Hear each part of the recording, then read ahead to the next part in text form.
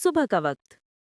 अस्सलामुअलैकुम सामीनो, मैं हूं आपका पसंदीदा रेडियो वाला चचा मौजी जी। आज की सबसे बड़ी खबर ये है कि एक आदमी ने सोने की मछली खरीदी और अब वो तैर नहीं सकती क्योंकि वो नलके में रहती है। सीन 2। चचा रेडियो पर दूसरी खबर देते हैं। अगली खबर कुछ मजेदार है। एक बंदे में मोबाइल को फ्रिज में रखा ताकि नेटवर्क ठंडा हो जाए। वाह भाई वाह, अब तो ठंडी कॉल आएगी। सीन 3। चचा नाश्ता करते हुए खबर देते हैं। और अब मौसम का हाल।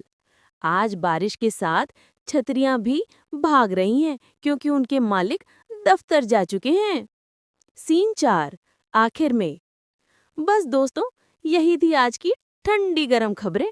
अगर आप हंसे नहीं तो अगली बार मैं खबर दूंगा कि मेरा माइक भाग गया। लाइक शेयर और सब्सक्राइब कर देना, वरना रेडियो बंद कर दूंगा।